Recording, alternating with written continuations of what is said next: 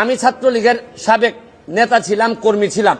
ছাত্রলীগ এবং যারা মুখোমুখি হয়ে গেছে, এটা কিন্তু একটা চক্রান্ত চলতেছে। আসসালামু আলাইকুম বন্ধুরা, আশা করি আপনারা সকলেই ভালো আছেন। তো আজকে যে বিষয়টা নিয়ে আপনাদের মাঝে হাজির হয়েছে সেটি হচ্ছে, আপনারা সকলেই জানেন যে বাংলাদেশে একটি আন্দোলন খুবই তীব্র আকার ধারণ করেছে, সেটি হচ্ছে কোঠা সংস্কার আন্দোলন। সেটি নিয়ে সকল জায়গায় শিক্ষার্থীরা আন্দোলন করছে, তারা এই কোঠা বাতিল চাচ্ছে বা সংস্কার চাচ্ছে। তো এই বিষয়টা নিয়ে এবার ব্যারিস্টার সুমন, তিনি আমার কাছে মনে হয় তিনি বরাবরই দালালি করেছেন, এখনও দালালি করছেন। তাকে দালাল ছাড়া আমার ভালো মানুষ মনে হয় না। তা চলুন তিনি এই বিষয় নিয়ে কী বলছে সে কথাগুলো একটু শুনি। এবং আরো একটা জিনিস দেখেন, আমি ছাত্রলীগের সাবেক নেতা ছিলাম, কর্মী ছিলাম। ছাত্রলীগ এবং যারা মুখোমুখি হয়ে গেছে, এটা কিন্তু একটা চক্রান্ত চলতেছে যে ছাত্রলীগকে কিভাবে অজনপ্রিয় করা যায়। কারণ আপনি যখন একটা দুইটা দলকে মুখোমুখি করবেন, এখন ছাত্রলীগ যদি কাউরে বাড়ি দেয় অথবা ছাত্রলীগ বাড়ি খায়, তখন কিন্তু হয়তো একটা খারাপ পরিস্থিতির দিকে যাবে। ছাত্রলীগকে আরো অজনপ্রিয় করার একটা প্রক্রিয়া চলতেছে। আমি মনে করি, আমি ছাত্রলীগকেও দাবি জানাবো যে আপনারা প্রকৃত অর্থে যদি কাউকে প্রতিহত করেন, তাহলে যদি দেখা যায় যে এই আন্দোলনের বাইরে থেকে কেউ এসে সরকারের ক্ষতি করতে চায়, রাষ্ট্রের ক্ষতি করতে চায়, তাদেরকে আপনারা প্রশাসনের কাছে হস্তান্তর করবেন, নিজেরা আইন তুলে নিবেন না।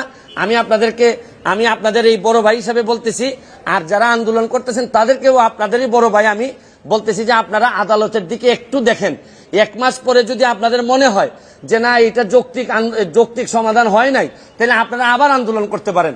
কিন্তু অযথা মুখোমুখি হয়ে আপনাদের পুরা ভবিষ্যৎটা সামনে, আমি চাই না আপনাদের ভবিষ্যৎ নষ্ট হোক এবং এই রাষ্ট্রে বা দেশে একটা বিশৃঙ্খলা পরিস্থিতি তৈরি হোক।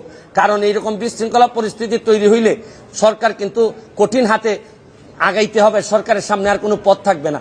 এই জন্য আমি একজন মেম্বার অফ পার্লামেন্ট হিসাবে, ব্যারিস্টার সুমন হিসাবে আমি আপনাদেরকে দাবি জানাচ্ছি, আপনারা 1 মাসের জন্য, শুধু 1 মাসের জন্য আপনারা এই অ্যাপিলেট ডিভিশনের রেজাল্ট হওয়া পর্যন্ত আপনারা একটু যদি এটা স্থগিত করে এর ভিতরে আমরা আপনাদেরকে যদি চান, আপনাদেরকে সাথে করে নিয়ে প্রাইম মিনিস্টারের সাথে মাননীয় প্রধানমন্ত্রী, উনি বঙ্গবন্ধু কন্যা, উনাকে বললে উনি বুঝবেন না এমন কোনো জিনিস নাই। আমি কাছাকাছি থেকে আপনাদেরকে সাক্ষী দিচ্ছি যে আমি এতদিন উনার সাথে আমি সংসদে ছিলাম। উনাকে যদি বুঝায় বলা যায়, উনি বুঝেন না এমন কোনো জিনিস নাই। তবে আমার কাছে মনে হয় যে প্রক্রিয়ায় আপনারা আদায় করতে চাচ্ছেন, এই প্রক্রিয়াটা আপনাদের সঠিক না। আপনাদের কাছে আমার দাবি, 1 মাস সময় আপনারা স্থগিত করেন। 1 মাস পরে সুপ্রিম কোর্টের আদেশের পরে কারণ আপনারা যেটা চাচ্ছেন, আপনারা বলতে চাচ্ছেন যে আপনারা আন্দোলন সরকারের সাথে, আদালতের সাথে না।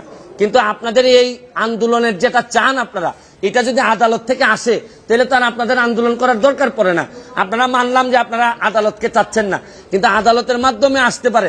প্রয়োজনে আদালতে আইনজীবী হিসেবে আমি থাকবো, থেকে যৌক্তিক সমাধানের চেষ্টা আমি করব। এইটুকু আমি আপনাদেরকে বলি।